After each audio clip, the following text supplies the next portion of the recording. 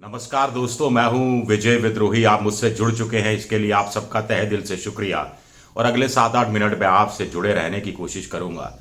तो क्या supreme court से पंगा लेना मोदी सरकार के लिए महंगा पड़ता जा रहा है? क्या आने वाले वक्त में यह पंगा और बढ़ा तो मोदी सरकार को लेने के देने पड़ सकते हैं? क्या सुप्रीम कोर्ट का रुख सख्त हुआ है?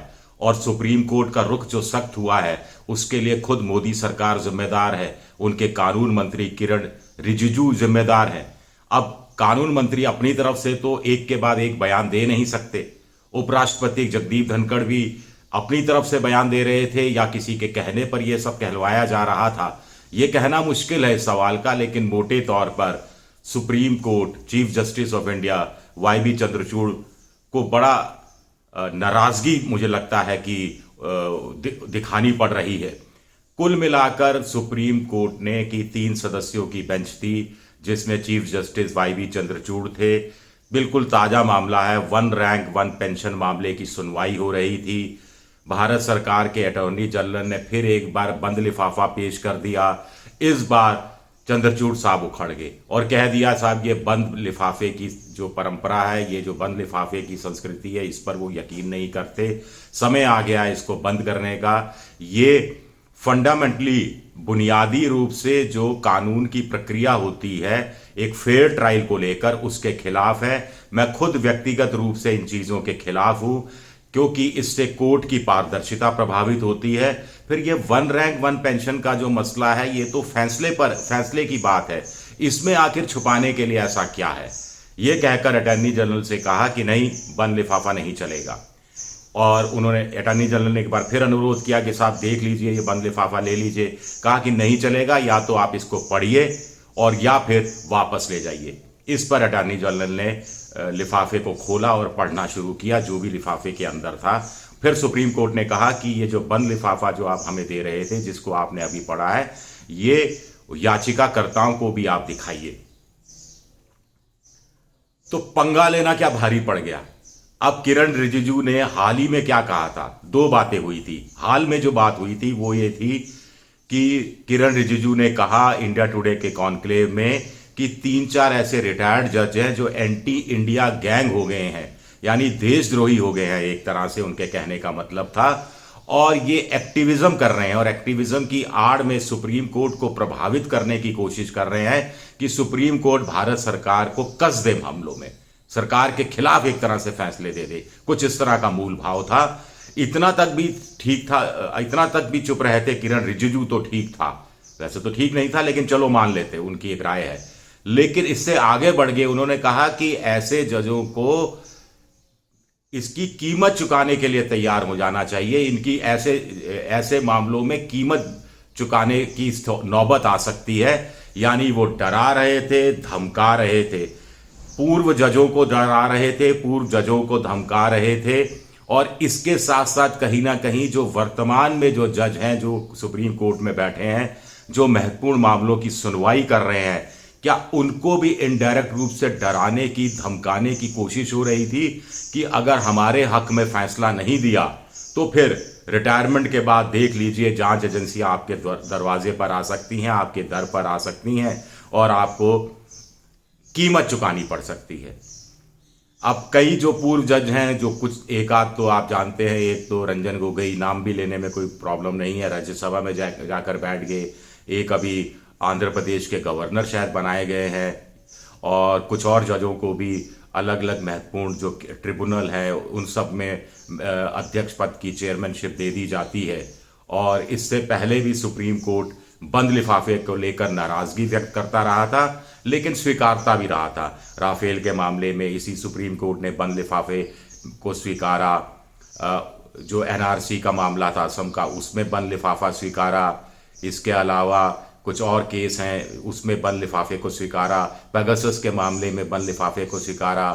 एक रंजन गोगोई के खिलाफ जब सेक्सुअल हरासमेंट का केस था तब बंद लिफाफे को स्वीकारा। और 1-2 और ऐसे मसले थे जो बहुत छोटे मसले थे, लेकिन उसके बावजूद बंद लिफाफे में सरकार ने रिपोर्ट दी और जिसको सुप्रीम कोर्ट ने स्वीकार लिया। नोटबंदी की सुनवाई के दौरान भी एक आध मामलों में इसी तरह की चीज़ें सामने आई थी। लेकिन सुप्रीम कोर्ट ने अपनी नाराजगी थोड़ी सी तब दिखा दी थी जब हिडनबर्ग रिपोर्ट के बाद जो अडानी कांड को लेकर मामला सुप्रीम कोर्ट गया और भारत सरकार की तरफ से कहा गया कि वो एक कमेटी के गठन के लिए तैयार है और सदस्यों के नाम एक बंद लिफाफे में सुप्रीम कोर्ट को दिए, तो चीफ जस्टिस उखड़ गए। उन्होंने कहा कि आपका ये बंद लिफाफा यहीं खोलिए और उन सदस्यों के नाम बताइए, और जो दूसरा पक्ष है उनको भी पता लगना चाहिए कि आप किन किन लोगों को सदस्य बना रहे हैं।